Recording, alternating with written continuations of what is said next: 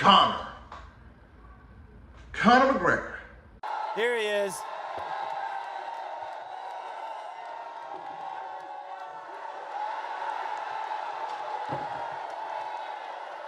Where do we place him at in this sport?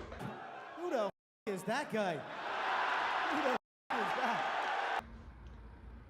Where do we put Conor McGregor at in this sport today? And see what the he's at again. Does this mic work? Well then, down mic.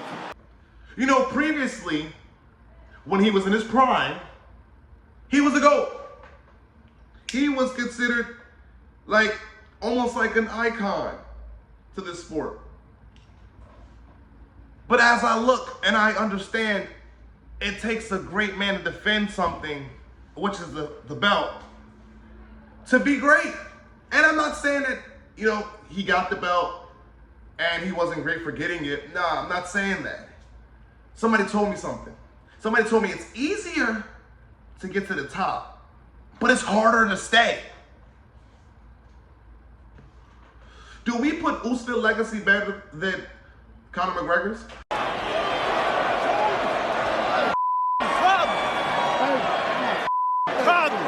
Come on. A lot of people would say that, hey, because Conor made more money. But in legacy terms, Usman, to me, has a better legacy than Conor. He had more title defenses than Conor.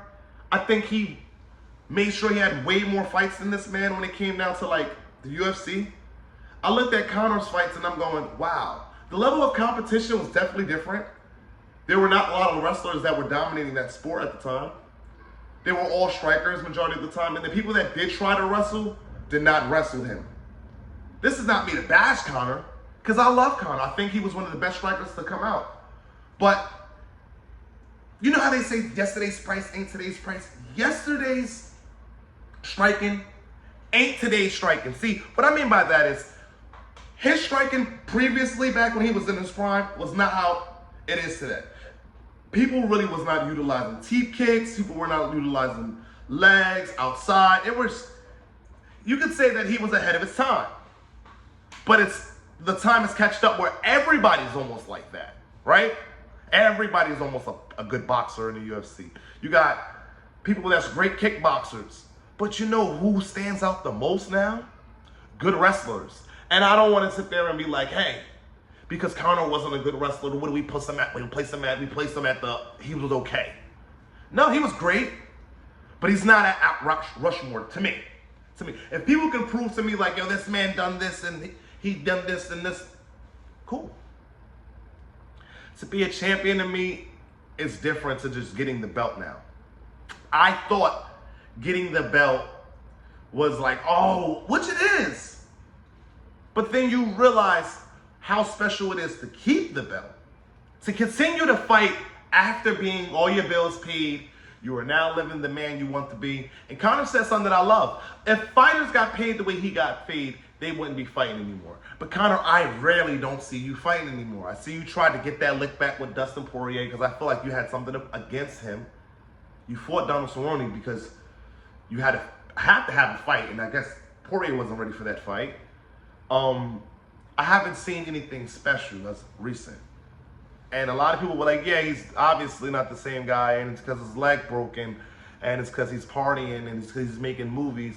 That's his choice that he chose to not continue to be the best MMA athlete.